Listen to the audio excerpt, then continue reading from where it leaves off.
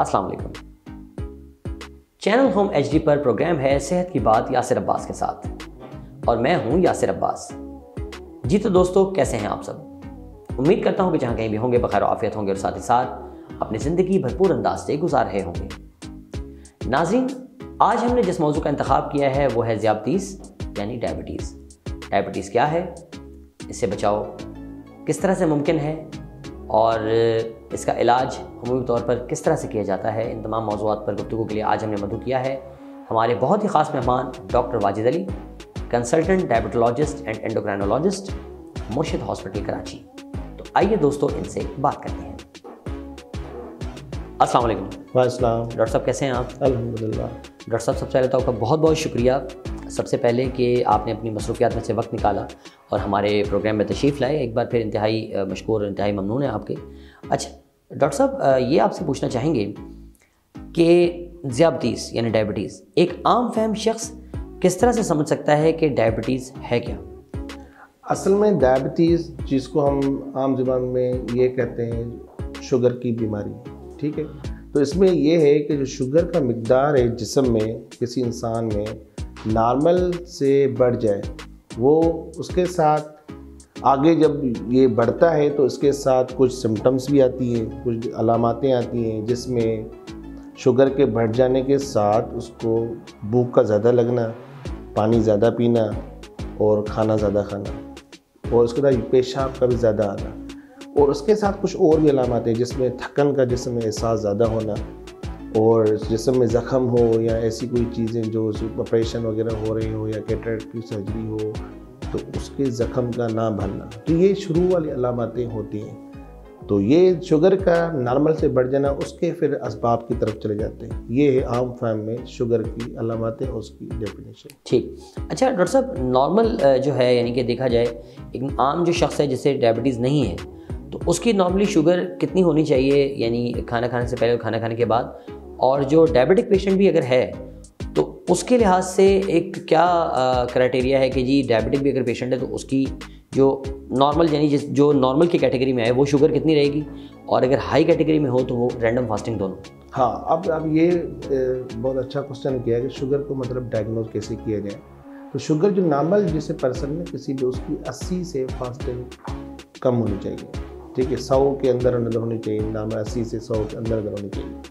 अगर इससे बढ़ रही है तो फिर एक स्टेज आती है 80 से, सुबह वाली शुगर की मैं बात कर रहा हूँ, 80 से 126 के दरमियान अगर शुगर आ रही है तो ये है इम्पेयर्ड फास्टिंग ग्लूकोज। अगर 126 से ज़्यादा हो गई और उसको सिम्टम्स भी हैं जैसे उसको भूख का ज़्यादा लगना, पेशाब का ज़्यादा आना, पानी ज़्यादा पीना या कोई और अलामत है तो फिर ये डायग्नोस्टिक की तरफ जाता है, ये डायग्नोज हो गई। फिर दूसरा ये है कि अगर पेशेंट को 2 घंटे खाने के बाद शुगर 126 से ज़्यादा आ रही है और उसके बाद जो है ना भूख ज़्यादा लग रही है या 2 मरतबा शुगर 126 से ज़्यादा आ रही है तो फिर जो है ना वो भी डायग्नोस हो जाता है शुगर की तरफ। तीसरी टेस्ट है हमारी HbA1c जो ADA ने भी रिकमेंड की कि जिसकी शुगर 5.4 से 5.7 से 6.4 तक परसेंटेज में है ये, तो उसके दरमियान इम्पेयर्ड फास्टिंग ग्लूकोज कहलवाती है। ये समझो कि डायबिटीज़, प्री डायबिटीज़ से पहले वाली कंडीशन होती है। अगर 6.5 हो जाती है और सिम्टम्स में आ रही हैं तो फिर ये शुगर डायग्नोज हो जाएगी। तो ये है शुगर की एक क्राइटेरिया उसके अलामातों के साथ। ठीक। अच्छा तो डॉक्टर साहब, नॉर्मली एक डायबिटिक पेशेंट अगर है तो रैंडम और फास्टिंग उसकी तकरीबन कितनी शुगर आनी चाहिए? हाँ, रैंडम शुगर हम उसको कहते हैं जो खाने के 2 घंटे के बाद वाली शुगर। सबसे पहले तो ये समझना ज़रूरी है तो फास्टिंग क्या है, रैंडम क्या है। फास्टिंग जो हम उसको कहते हैं जो बंदा रात को सोता है या किसी भी फास्टिंग 8 घंटे के खाने ना खाने, पानी पी ले भले, खाना नहीं खाया उसके बाद जो से हम कहते हैं सुबह उठ के जो नॉर्मल वाली शुगर वो कितनी आती है उसको हम फास्टिंग कहते हैं। फास्टिंग शुगर अगर किसी पेशेंट की 80 to 110 के दरमियान है तो ये नॉर्मल शुगर कहलवाती है। अगर किसी पेशेंट की शुगर 140 या 160 के दरमियान है तो ये हम रैंडम ब्लड शुगर नॉर्मल कहलवाती है। ये हमारी नॉर्मल रेंजेस है।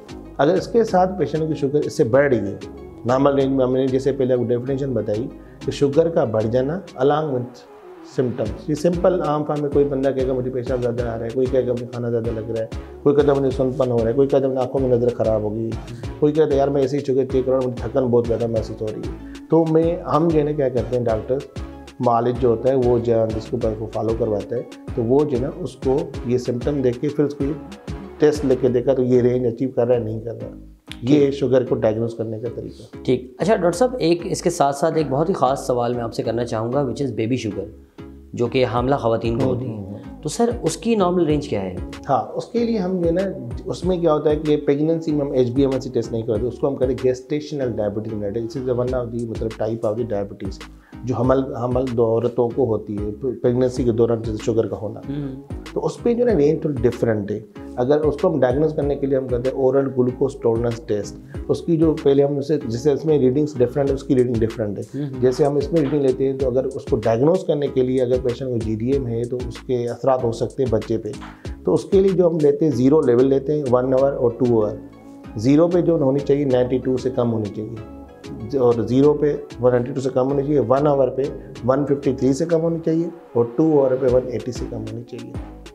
तो ये जो चीज़ें हैं ये है हमारी, तो मतलब जो है डायग्नोज करने के लिए GDM, जब पेशेंट वो प्रेगनेंट भी हो और उसको शुगर का बढ़ा हुआ है।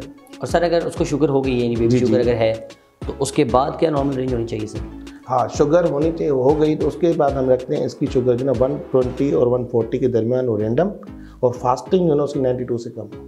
92 से कम हो। हाँ। फास्टिंग और रैंडम 120 और 140 के दरमियान हो। अच्छा। या 120 से भी कम हो।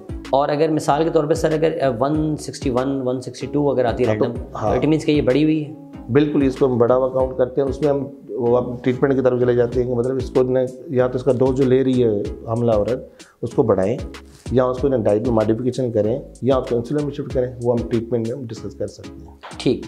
अच्छा डॉक्टर साहब, बहैसियत ज़ियादतीस के माहिर, आप क्या समझते हैं कि शुगर की गोली ज़्यादा फ़ायदेमंद है या इंसुलिन ज़्यादा फ़ायदेमंद है? अब ये डिपेंड करता है, पेशेंट टू पेशेंट वेरी करते हैं। कुछ हमारी, जैसे हम जनरल डायबिटीज़ की बात करें तो उसमें 3 टाइप्स मोस्टली कॉमन, जिसमें टाइप 1 है, टाइप 2 है, गेस्टेशन डायबिटीज मेलिटस है, और चौथा जो है diabetes secondary to other causes. 4 example जिसमें ड्रग का होना, स्टीरॉइड्स की वजह से शुगर होना, तो वो तो हम कास्ट टू कास्ट वेरी करते हैं। अब हम आते बात करते हैं टाइप 1 पे। टाइप 1 का जो इलाज है वो एब्सोल्युटली इंडिकेशन इंसुलिन की है।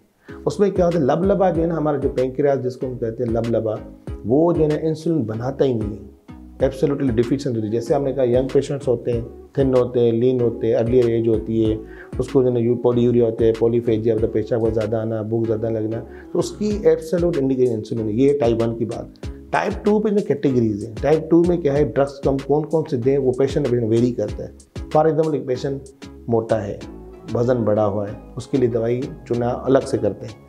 अगर पेशेंट है, मतलब कुछ तो पहले फर्स्ट लाइन ट्रीटमेंट देते हैं, मगर उसका with the passage of time चुनाव अलग होता है। फॉर एग्जाम्पल, पेशेंट उसको गुर्दे का मसला, तो उसके लिए भी मतलब ट्रीटमेंट में जो हमारे पास ऑप्शंस होते हैं उनमें से हम ओरल हाइपोग्लाइसेमिक में ड्रग्स भी दे सकते हैं लिमिटेड डोजेज में, और उसके बाद इंसुलिन दे सकते हैं। पहले अगर पेशेंट को कोई कॉम्प्लिकेशन नहीं है और हम जाके टाइप 2 के पेशेंट ट्रीट कर रहे हैं तो उसको स्टार्ट हम ओरल हाइपोग्लाइसेमिक ड्रग से देते हैं। उसके बाद हम देखते हैं कि पेशेंट का कंट्रोल कैसे आ रहा है। फिर हम देखते हैं कि पेशेंट ने 2 ड्रग्स पे कंट्रोल अचीव कर रहा है, ठीक है, गुर्दे भी सही है, मोटापा भी नहीं है, तो फिर हम चाहते हैं ठीक है इसको कैरी ऑन करें। देखते हैं शुगर कंट्रोल अचीव कर रहा है नहीं कर रहा। अगर उसके बाद भी कंट्रोल नहीं कर, फिर हम शिफ्ट करते हैं सेकंड कैरी इंसुलिन पे। फिर हम इंसुलिन पे जाते हैं, डायरेक्ट हम इंसुलिन पे नहीं जाते। अगर एक पेशेंट की HbA1c उसने इतना इग्नोर किया हुआ है एक शुगर को, तो मतलब एक पेशेंट की शुगर 200 आ रही, 300, 400, 500, उसके बाद जो है ना पेशेंट जो है ना इग्नोर करता रहे, दवाई भी नहीं ले रहा, तो हम कुछ ऐसी कंडीशन बन जाती है कि हम जो है इसको ड्रग्स देंगे तो कंट्रोल नहीं होगी, तो फिर हम ड्यूअल थेरेपी चलाते हैं, ड्रग्स के साथ इंसुलिन, या डायरेक्टली हम इंसुलिन में चले जाते हैं। मतलब टाइप 2 में वेरिएशंस हैं, टाइप 1 की इंडिकेशन इंसुलिन ही है। और जो प्रेगनेंसी वाली शुगर की बात है उसमें क्या है, तो उसमें जो है सबसे पहले हम देखते हैं रेंज क्या आ रही है, तो मतलब कंट्रोलेबल रेंज है ये डाइट के साथ। उससे 3 ट्रीटमेंट, हर जो शुगर की दवाई 3 ट्रीटमेंट, उसमें डाइट मॉडिफिकेशन है, ड्रग्स हैं, उसके बाद इंसुलिन है। तो उसके हिसाब से पेशेंट वेरी करते हैं। ठीक। अच्छा डॉक्टर साहब, ये भी पूछना चाहूँगा कि क्या ऐसा है कि इंसुलिन लगाते ही आपकी शुगर नीचे आ जाती है? हाँ, इंसुलिन के 4 टाइप्स हैं। इंसुलिन, कुछ इंसुलिन ऐसी होती है जो 2 घंटे 4 घंटे में असर करती है, कुछ इंसुलिन ऐसी जो 12 घंटे में असर करती है, कुछ टाइप है जिसको हम लॉन्ग एक्टिंग कहते हैं या बेजल इंसुलिन कहते हैं, कुछ इंसुलिन ऐसी है जो 34, जब लेटेस्ट टेक्नोलॉजी 34 36 होते पर असर करती है। जैसे हम जो टाइप 1 है, जो शुगर की जो टाइप है, तो उस पर हम जो रैपिड एक्टिंग और लॉन्ग एक्टिंग शायद दोनों यूज़ करते हैं पैरेलल। ठीक है, अगर उसके पेशेंट है जिसको गुर्दे का मर्ज है, क्रिएटिनिन दी रेंज है, तो हम चाहेंगे उसका, क्योंकि इंसुलिन का जो दारोमदार है वो जो उसका मेटाबॉलिज्म है ना वो गुर्दे से रिलेटेड है। अगर पेशेंट को हम इंसुलिन लगाई, गुर्दा अफेक्टेड है, क्रिएटिनिन बढ़ा हुआ है, तो वो ज़्यादा असर करेगी, तो हम उसको कम लो दवाई नहीं देते जो जल्दी में असर करे, हम कहते हैं उसको लॉन्ग एक्टिंग दें। तो वो भी पेशेंट वेरी करता है। इंसुलिन के से 4 टाइप हैं, ultra short acting, intermediate acting, long acting. तो वो डिपेंड करता है पेशेंट कौन सी इंसुलिन हम उसकी चॉइस के हिसाब से प्रेफर करती है। ठीक। अच्छा, तो डॉक्टर साहब डाइट के हवाले से अगर बात की जाए तो आप क्या समझते हैं कि एक डायबिटिक पेशेंट को पूरे दिन में कितनी बार खाना खाना चाहिए? हाँ, एक होता है डाइट के साथ साथ से पहले शुगर फ्री फूड्स, ठीक है, शुगर फ्री फूड्स उसको देना, मतलब हम उसको डायबिटीज़ एजुकेशन का पार्ट है, हम बताते हैं उसको कि कौन से शुगर फ्री फूड्स हैं जो आपके लिए मुफीद है, इसमें कम कैलोरीज है, जिसमें टाम उसमें ग्रीन वेजिटेबल्स। मैं अपने पेशेंट्स को यही बताता हूँ जब भी आते हैं, तो सिंपल फार्मूला यही होता है कि आप जितनी भी हरी वेजिटेबल्स हैं ना, जितनी ग्रीन वेजिटेबल, तोरी है, भिंडी है, लौकी, करेला, कद्दू, पालक, टिंडा, तो ये सारी चीज़ें ना ग्रीन वेजिटेबल्स हैं, इसमें कैलोरीज कम है और डायबिटीज़ के लिए मुफीद इस वजह से है कि वो जो ना उसमें फाइबर भी ज़्यादा है और जो ना जल्दी हजम भी हो जाता है और पेट भी जल्दी भर जाता है, तो कैलोरीज कम लेगा तो शुगर बढ़ेगी नहीं। Sugar ultimately is energy, excess of energy, ठीक है। तो दूसरा एलिमेंट क्या होता है, हम उसको कहते हैं कि भाई इसके साथ साथ आप जो भी इसके आते हैं मीट पे, तो आपको उसको कहते हैं कि भाई मीट खाओ, भले गोश्त खाओ, मछली खाओ, मुर्गी उबाल के खाओ, जो उसमें वाइट जो चर्बी है ना उसको मतलब ना बॉयल करके उसके बाद खाओ। अब आते हैं उसके बाद सैलेड खाओ, दही खाओ, दूध पियो तो उसको मलाई हटा के, तो दही पियो, दही खाएं तो उसकी भी जो ना ऊपर से जो बनती है मलाई वो भी हटा के मतलब रिमूव करके फिर खाएं। उसके बाद सैलेड का ज़्यादा इस्तेमाल करें। दूसरा एलिमेंट होता है हमारा इसके साथ साथ, कभी कभी हमने ऐसे पेशेंट देखे हैं, बहुत सारे पेशेंट ऐसे होते हैं जिसकी 6.7 जो HbA1c है, हम उसको कहते हैं डाइट कंट्रोल करो, उसके बाद जो आप जो एक्सरसाइज करें।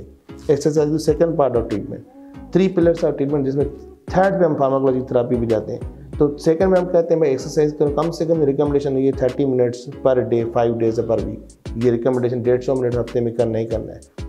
शुरुआत आसानी से मतलब 5-10 मिनट से करें, उसके बाद बढ़ाता है, जितनी मैक्सिमम करें वो अच्छी है। कैलोरी जितनी बनेगी बॉडी में एक्स्ट्रा वो बर्न आउट हो जाएंगे, ऑटोमेटिकली वो इम्प्रूव हो जाएगा। तीसरा पार्ट होता है हमारे, जब इनके साथ भी ये पैरेलल भी करें, उसके साथ हम तीसरे पार्ट पे चले जाते हैं कि फिर इस पेशेंट की कंट्रोल शुगर नहीं हो रही इन पार्ट्स के बाद, तो फिर जो हम उसको हम ड्रग थेरापी या फार्माकोलॉजिकल थेरापी जिसमें ड्रग्स हैं, इंसुलिन है, वो एड ऑन करते हैं। ठीक। अच्छा डॉक्टर साहब, खुराक के हवाले से अगर देखा जाए तो नॉर्मली लोग इवन डायबिटोलॉजिस्ट भी हों या इवन ना भी हों, तो वो ये ज़रूर कहते हैं कि जो प्योर वाइट फॉर्म में जो चीज़ें हैं उनको ना इस्तेमाल किया जाए, जैसे सफ़ेद नमक है, सफ़ेद चावल है, सफ़ेद आटा है, सफ़ेद डबरोटी है। आप बहैसियत डायबिटोलॉजिस्ट क्या रिकमेंड करना चाहेंगे कि वो लोग के जो डायबिटिक नहीं भी हैं, तो आया कि वो भी इससे बचाव रखें और ज़्यादा से ज़्यादा जो जैसे ब्राउन राइस हो गए या ब्राउन ब्रेड हो गई, इन चीज़ों पर तवज्जो दें? एक तो मुझे ये बताइए सर, और साथ ही साथ एक नई समझ लें कि प्रोडक्ट आ चुकी है मार्केट में, which is whole wheat. Whole wheat के नाम से पापे भी हैं, होल वीट के नाम से डबरोटियाँ भी हैं। तो आप क्या समझते हैं कि जो नॉर्मली जो शुगर पेशेंट है उसके लिए किस हद तक मुफीद है और जो डायबिटिक नहीं है उसके लिए किस हद तक मुफीद? अब ये कि हमारी जो पॉपुलेशन है ना पाकिस्तान की, हम आते हैं एशियंस में, एशियन में जो ना prevalence of diabetes top most है। पाकिस्तान 2022 में मतलब जो लास्ट ईयर गुजरा है 2022 में ये टॉप मोस्ट आया, मतलब इस डिजीज़ की बीमारी के बारे में, जिसे हम यूएसए को कंपेयर करें पाकिस्तान को, जो पाकिस्तान में जो नए केसेस आए ना प्रेवलेंसेस, जिसमें जो डायबिटीज़ जो है देखा गया कि कितनी कॉमन हो रही है, तो ये टॉप मोस्ट पहले नंबर पे, वैसे चौथे नंबर पे। अब पाकिस्तान का every 4th person is affected from diabetes. अब तो अगर 3rd पर्सन जो अफेक्टेड हो रहा है, मतलब 4 बंदे आप उसके जो शुगर रेंडमली कराएंगे या स्क्रीनिंग करेंगे, जिसके आपने कहा कि जो नॉर्मल पर्सन है उसको शुगर है नहीं है तो उसका कंट्रोल कैसे हो, तो हम तो पहले ही प्रोन है उस तरफ जा रहे हैं, तो हमारा मोटापन बढ़ा है, उसके बाद हमारे शुगर की तरफ जा रहे हैं। तो उसके लिए सबसे पहले चीज़ हमारा मॉडिफिकेशन जो ट्रीटमेंट है। ट्रीटमेंट में ये है कि हमें पता है कि जो शुगर फ्री फूड से, जिसमें रिच फूड है, जैसे आपने कहा तो नमक या वाइट जैसे चीनी है, तो हम इसको कहते हैं वाइट पॉइजन, सिंपल यही कह देते हैं। जिसमें चावल है, शास्ता है, ये इसमें कैलोरीज रिच है। दूसरा चीनी है, जैसे नमक है, सफ़ेद आटा भी है। सफ़ेद आटा जो रिफाइंड आटा है ना, वो नहीं, जैसे हम जो चीज़ें मिलती है मार्केट में, जो वो सारी चीज़ें निकाल के फाइबर निकाल के फिर दे देते हैं। तो हम कहते हैं नहीं, होल व्हीट वाला जो आटा है, जिस तरीके से जैसे ब्राउन ब्रेड है या इस तरीके से बिस्किट्स आते हैं, वीटेबल्स आते हैं, या वो चीज़ें ज़्यादा इस्तेमाल करें, फाइबर ना निकालें। फाइबर जैसे नमकीन आटे की रोटी है, वो चीज़ यूज़ करें। जो अवॉइड करवाने वाली चीज़ें इसमें वाइट पॉइजन, जैसे नमक है, 88 साल मना है, चीनी एडेड मना है। एडेड चीनी तो बनी जो ना आर्टिफिशियल नमूने से बन रही है, वो नेचुरल तो है नहीं, तो आर्टिफिशियल तरीके से बना के फिर उसको ये वो एनर्जी यूज़ करेंगे। तो सबसे पहले तो ये अपनी डाइट से निकाल दें, क्योंकि हम प्रोन हैं, उस तरफ जा रहे हैं, और हमारे पास ओबेसिटी का एलिमेंट भी है, हम मोस्टली पाकिस्तान का ओवरवेट है। अच्छा सर, एक और बात की जानिब आपकी तवज्जो दिलाना चाहूँगा कि नॉर्मली आजकल ये भी बात गर्दिश कर रही है माशरे के अंदर कि बहुत ज़्यादा स्ट्रेस की वजह से भी आप कई बीमारियों के पेशेंट्स हो जाते हैं। एग्जैक्टली। और ख़ास तौर पर आपका तवज्जो तलब काम हो या आप किसी हवाले से परेशान हैं, चाहे वो घरेलू एतबार से हो या काम काज के एतबार से हो, तो आप क्या समझते हैं कि सर बहुत ज़्यादा स्ट्रेस या जो इस वक्त मुल्की हालात हैं जिनकी वजह से, और ख़ास तौर पर माशी हालात जो ख़राब हैं, तो आप क्या समझते हैं कि इनकी वजह से भी लोग शुगर के पेशेंट बनेंगे? हाँ, अब स्ट्रेस का ये है कि जब भी कोई भी नॉर्मल पर्सन स्ट्रेस लेता है किसी भी हवाले से, घर के टेंशन से या with in the family, outside the family, जो भी फैक्टर्स हैं, अगर उसे स्ट्रेस लिया तो स्ट्रेस के बाद क्या होता है कि हमारा एक जिस्म में एक हार्मोन रिलीज होता है जिसको कहते हैं हम कार्टिसोल। कार्टिसोल क्या कहता है, जिस्म के जो बॉडी में इंसुलिन को कम करता है, दूसरा जो ना बॉडी में शुगर का लेवल बढ़ा देता है। वो शुगर जो जैसे बढ़ती है वो ऑटोमेटिकली अफेक्ट करेगी दूसरे अज़ा को। तो इसका मेन हल ये कभी कभी हम जो ना पेशेंट जो क्रोनिक डायबिटीज़ होते हैं हम उसमें एंटी डिप्रेशन दे देते हैं ताकि वो स्ट्रेस वाला इफेक्ट उसका न्यूट्रलाइज हो जाए। ठीक है। दूसरा ये है कि आप जो ना स्ट्रेस के रिलीज करने के दो ही मोस्ट कॉमन फैक्टर्स हैं जिसमें एक तो एक्सरसाइज करें, दूसरा नमाज पढ़ें। ये हमने देखा गया कि नमाज और स्ट्रेस ये उसको रिलीज़ करती है। बिल्कुल स्ट्रेस का इसी तरीके से उसका डायरेक्टली प्रोपोर्शनल रिलेशनशिप है शुगर का बढ़ाव में। अच्छा डॉक्टर साहब, कॉम्प्लिकेशंस के हवाले से अगर बात की जाए तो एक तो ये बताइए कि बर वक्त अगर तशख़ीस ना हो पेशेंट की, या अगर वो वक्त पर दवा ना ले, ख़ास तौर पर अपनी डायबिटीज़ के हवाले से, आप क्या समझते हैं कि किस हद तक जो है वो मरीज़ की जो सेहत है वो मुतासर हो सकती है? अब ये है ना, जैसे पेशेंट डायबिटीज़ का डायग्नोज हो गया, वो ट्रीटमेंट पे आ गया है और उसके बाद अपनी लाइफ स्टाइल मॉडिफिकेशन, उसके बाद डाइट मॉडिफिकेशन, और उसके साथ जो है ना अगर ट्रीटमेंट नहीं ले रहा है तो फिर तो ज़ाहिर automatically with the passage of time complication develop करेगा। तो इसमें जो ना दो टाइप की कैटेगरीज हैं, उसमें एक माइक्रोवेस्कुलर कॉम्प्लिकेशन है और मैक्रो लेवल पे माइक्रोवेस्कुलर कॉम्प्लिकेशन। सबसे पहले शुगर क्या करती है, जो हमारे जो बिल्कुल बारीक सी नसें हैं ना, जैसे शरियाने हैं, वो हमारी आय में, आँखों में है तो आँखों की बेनई कर देती है, दिल में है तो दिल का अटैक कर देती है, दूसरा गुर्दों में जिसमें नेफ्रोपैथी कर देती है, उसके जो झली जो ना कमज़ोर करके फिर उसके जो प्रोटीन आ जाती है। तो ये जो उसके बाद आपने देखा होगा दिल वाला पेशेंट आपके NICD में जो भी या जिससे भी जो दिल के जो हॉस्पिटल्स हैं आपने देखा होगा, तो उसमें बहुत सारे पेशेंट ऐसे होते हैं जिसके साथ MI होता है, उसके साथ डायबिटीज़ होती है। बहुत सारे जो डायलिसिस पेशेंट होते हैं आपने देखा होगा उसको डायबिटीज़ भी उसके साथ डायलिसिस हो रही है। और बहुत सारे पेशेंट ऐसे होंगे जिसको कैटरेक्ट होगा या जो ना बेनाई होगी। और दूसरी जो कॉम्प्लिकेशन ब्रॉड स्पेक्ट्रम में कभी कभी पाँव में सुन्न हो जाता है, उसमें क्या शुगर जो जमा हो जाता है, उसको न्यूरोपैथी हम कहते हैं, पाँव का सुन्न होना, नसों का सुन्न होना। उसके बाद जो है ना क्या होता है, दिमाग का फालिज हो सकता है, जो नसें हैं वो सिकुड़ जाती हैं, इस्कीमिक स्ट्रोक, हेमरेजिक स्ट्रोक करवा देती है। तो ये तो बिल्कुल समझो कि डिजीज़ को, डायबिटीज़ को कहा ही ये गया कि मदर ऑफ ऑल डिजीज़। तो जितना डिजीज़ को हम कंट्रोल करेंगे तो डिजीज़ नहीं रहेगी और फिर कॉम्प्लिकेशन नहीं होगी। फिर उसके बाद अगर कॉम्प्लिकेशन होगी तो फिर प्रॉपर स्पेशलिटी इन्वॉल्व करके फिर उसको ट्रीट करना पड़ता है। ठीक। अच्छा, तो डॉक्टर साहब आप क्या समझते हैं कि पाकिस्तानी यानी बहैसियत पाकिस्तानी कौम हम क्या क्या ऐसा जो कहते हैं कि लाए अमल अपनाएं कि जिसकी वजह से हम शुगर से किसी हद तक बच सकें? जो नॉर्मल पेशेंट्स हैं तो सबसे पहले तो ये आज से ही जो ना आदत डाल दें, तो मतलब जो ना हम अगर डायबिटिक नहीं है तो आगे जाकर हम डेवलप कर सकते हैं डायबिटीज़। तो इसमें सबसे पहले टाइम मोस्ट तो ये है कि आप जो ना डाइट में मॉडिफिकेशन करें, दूसरा एक्सरसाइज करें, अपनी कैलोरीज इनटेक कम करें, और दूसरा जो ना आप कैलोरीज बर्न आउट करें।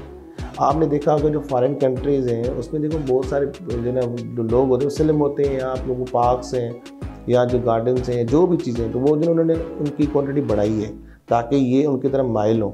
और हमारा जो लाइफ स्टाइल पैटर्न जिसमें स्लीप है, वन ऑफ रिस्पेक्ट तो आप स्लीप में अर्लियर सोएं और जल्दी उठें, तो इस तरीके से वो भी लाइफ स्टाइल का पार्ट है, वो भी अडाप्ट करें।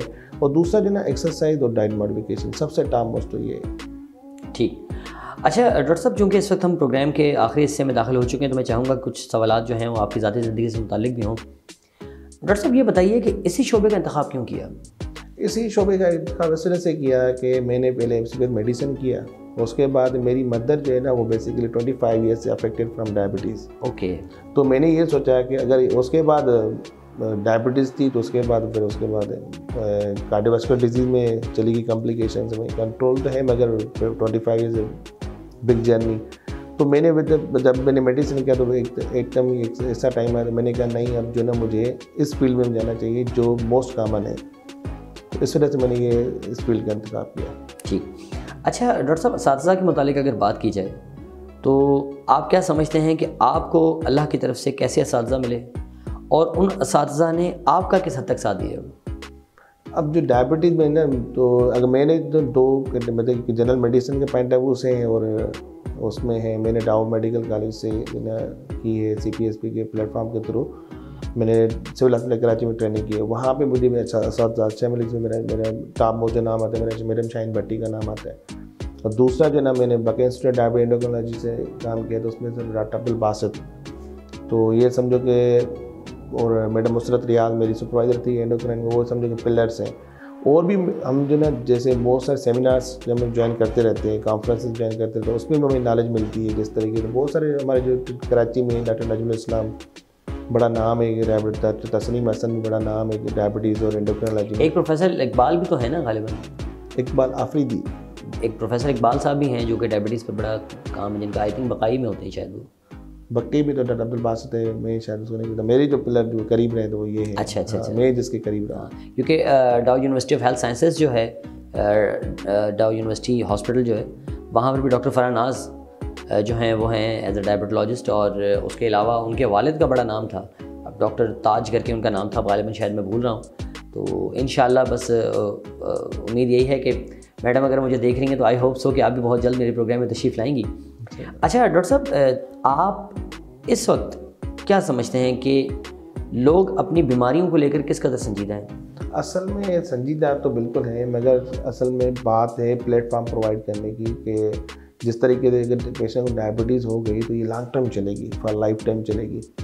डायबिटीज़ का कंपैटिबल मतलब 100% क्योर नहीं है। आप उसको कंट्रोल कर सकते हैं, क्योर नहीं कर सकते। जैसे आजकल ज़माने में बीच में आ गया तो ट्रांसप्लांटेशन तो जैसे पेंकियर लबलबा ट्रांसप्लांटेशन, तो वो भी फैसिलिटी पाकिस्तान में तो अभी अवेलेबल नहीं है।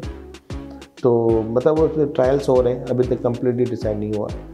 तो दूसरा ये है कि इंसुलिन है या ड्रग्स है, ये भी बहुत जो है मतलब इतने लॉन्ग टर्म में तो 30 रुपये की 20 रुपये तरफ 20 रुपये जिस तरीके का दौर चल रहा है, इन्फ्लेशन चल रही है, तो उसमें जो इसको कैरियर करना बहुत मुश्किल है। तो हम चाहते हैं कि ऐसा हो, जैसे हम मुर्शिद हॉस्पिटल हेल्थ केयर में काम करते हैं, हमारे डायबिटीज़ फ्री क्लिनिक है, diabetic free for all treatment जो उसमें है, जिसमें हमारे पास जो है ना नेफ्रोलॉजिस्ट है, ऑप्थोलॉजिस्ट है, और मैं एज अ पार्ट ऑफ मैं भी उसका मेंबर हूँ। और दूसरा जो है ना ये है कॉम्प्लिकेशन हो जाती है तो हम उसको भी इन्वॉल्व करते हैं, दूसरे सब जिसमें कैटरेक्ट हो गया तो उसमें ऑप्थोलॉजिस्ट को इन्वॉल्व करते हैं, नेफ्रो डायलिसिस फ्री है। तो मुझे ऐसे प्लेटफॉर्म होने चाहिए जो पेशेंट को फैसिलिटेट करें। तो आजकल ऐसे मतलब डोनर्स भी हैं, उसके बाद जो ना ऐसे प्लेटफॉर्म से मतलब ऐसे और ज़्यादा लार्ज स्केल पे होना चाहिए तो ज़्यादा बेहतर है, क्योंकि ये डायबिटीज़ हमारे every fourth person affected from diabetes. तो इसमें तो ना पॉवर्टी का ज़्यादा रोल है। बहुत सारे पेशेंट जो जिस सेटअप में काम करें, बहुत सारे पेशेंट पुअर हैं, बिल्कुल अफोर्ड नहीं कर पाते, तो हम उसको डायबिटीज़ की पूरी ट्रीटमेंट इवन इंसुलिन भी फ्री देते हैं। तो ये चीज़ें थोड़ी सी फ्लेक्सिबल होनी चाहिए ताकि लॉन्ग टर्म में उसका मतलब अफेक्ट अच्छा है। ठीक। अच्छा सर, मुर्शिद हॉस्पिटल के हवाले से अगर बात की जाए तो यकीनन आप भी कुछ अरसे से इससे वाबस्ता हैं, और एक तो मैं जानना चाहूँगा सर कि आपको कितना वक्त हो गया है यहाँ पर मुर्शिद हॉस्पिटल में, और दूसरी बात यह है कि सर बहैसियत मुआवनत अगर हम देखें इंतज़ामिया को, तो उस एतबार से आपने मैनेजमेंट को और बिलखुसूस जो CEO हैं डॉक्टर काशिफ महमूद शाह साहब, उनको कैसा पाया? असल में तो मुझे 3 साल हो गए यहाँ पे मुर्शिद हॉस्पिटल से वाबस्ता हूँ मैं, और उसमें ये है कि डायबिटीज़ के पॉइंट ऑफ व्यू से देखा जाए कि सर ने यहाँ पे सर की रोल मतलब एफर्ट से ये फ्री हुआ है। इसमें जो सबसे पहले जो रोल है ना सिर्फ हमारे डॉक्टर काशिफ साहब का है, उसमें जो हमारे CEO है इस हॉस्पिटल का, उसमें हमारे पास जब लास्ट मीटिंग हुई थी, बल्कि हम लास्ट 6 मंथ में इसका इंचार्ज हूँ डायबिटीज़ फ्री क्लिनिक का, ठीक है, जिसमें हमने बहुत सारे फैसिलिटीज़ प्रोवाइड की हैं, जिसमें हमारा एक तो ट्रीटमेंट देना, उसके बाद इंसुलिन देना, ड्रग्स देना, उसका फॉलोअप करना, उसकी लैब्स करवाना, और उसके बाद जो है ना जो दूसरे स्पेशलिटीज़ के डॉक्टर इन्वॉल्व हो जाए, जिससे मैंने पहले ही डिस्कस किया था कॉम्प्लिकेशन हो सकती हैं, जैसे डायबिटिक फुट है तो हम उसका भी ट्रीटमेंट, जैसे एमआई का पेशेंट हो या एमआई का इन्फेक्शन का या कैटरेक्ट हो जाता है, उसमें भी डायबिटीज़ की फ्री सर्जरी उसके कैटरेक्ट की हो जाती है डायबिटीज़ के प्लेटफॉर्म से। तो ये इसमें मेन रोल डॉक्टर काशिफ साहब का है, जिसने इस तरीके से मतलब ये फैसिलिटी प्रोवाइड की है हॉस्पिटल के थ्रू। ठीक। अच्छा डॉक्टर साहब, चूँकि इस वक्त हम अपने प्रोग्राम के आखिरी हिस्से में दाखिल हो चुके हैं, तो मैं ये चाहूँगा कि एक ख़ास पैगाम जो आप हमारे व्यूवर्स को देना चाहें। असां उन सूबे से आहियूं, उन खिते से आहियूं जंहिंमें एशिया जो खितो आहे, जंहिंमें सभ खां वधीक डायबिटीज़ कॉमन आहे। त हिन जो बचाव जो तरीक़ो सिंपल आहे, एॾो को वॾो ॾुखियो कान्हे। उन में इहो सभ खां पहिरियों त तव्हां जेको मानी खाओ था या जेको आहे सो मिठाण वारी शयूं खाओ था, त उन खां तव्हां बचाव कयो। जंहिंमें मिठाई जो आहे, बेकरी वारे आइटम्स आहिनि, या जेको आहे सब्जी जो घटि इस्तेमालु आहे, त तव्हां सब्जी खाओ। सस्ती बि आहे, अॼुकल्ह ॾिसो महांगाई जो दौरु आहे, त उन में जेको हर शइ महांगी लॻी पई, त तव्हां सब्जी खाओ। उहा तव्हांजे लिए हेल्थ जे लाइ भली आहे, डायबिटीज़ जे लाइ भली आहे, उन खां पोइ तव्हांजी सिहत जे लाइ बि भली आहे। ॿियो उन में इहो आहे त तव्हां पंहिंजी एक्सरसाइज़ जो जेको अमल आहे, माना जेको सुबुह जो तव्हां निमाज़ पढ़ी फजर जी तव्हां वॉक कयो, घटि में घटि 15 मिनट सुबुह जो कयो या 15 मिनट शाम जो कयो, इहो तव्हां पंहिंजी लाइफ जो हिसो करे छॾियो। त जीअं इहा बीमारी आहे जेका शुगर जो वधाव थिए थो जिस्म में, त उनजी घटिताई थिए ऐं नतीजे में लंबे अरसे ताईं, वॾे अरसे ताईं जेको आहे न रहे जिस्म में, त जीअं इन जी बीमारी जो थियण ई माना न थिए। त इन करे तव्हां इहो ॿई शयूं लाइफ जो हिसो कयो। उन खां पोइ जेकॾहिं तव्हांखे बीमारी थी वञे, त तव्हां पंहिंजे पाण खे कंहिं सुठे हॉस्पिटल में मुआलिजो रजिस्टर्ड करवायो, त माना जिते तव्हांजी डायबिटीज़ जो लॉन्ग टर्म लाइ फ्री जेको आहे इलाजु थी सघे ऐं तव्हांखे प्रॉपर जेको आहे तव्हांजी टेस्टूं थी सघनि, ऐं उनखे ई तव्हां वरी ॾेखारींदा रहो, त पोइ इंशाल्लाह बेहतरी थी वेंदी। डॉक्टर साहब का बहुत बहुत शुक्रिया कि आपने अपनी मसरूफियात में से वक्त निकाला। एक बार फिर इंतहाई मशकूर, इंतहाई ममनून कि आपने वक्त दिया सर। अवां जी बड़ी मेहरबानी से। थैंक यू जी। तो नाज़रीन, ये थे doctor Wajid Ali, consultant diabetologist and endocrinologist, मुर्शिद हॉस्पिटल कराची। आपको हमारा प्रोग्राम कैसा लगा, अपनी राय का इजहार ज़रूर कीजिएगा, और साथ ही साथ एक अपील कि अगर अभी तक आपने हमारा चैनल सब्सक्राइब नहीं किया तो उसे ज़रूर सब्सक्राइब कीजिए, और साथ ही साथ बेल आइकन को लाजमी दबाइए ताकि हमारा हर नया नोटिफिकेशन आप तक बर वक्त पहुँच सके। अपने मेज़बान यासिर अब्बास को दीजिए इजाज़त।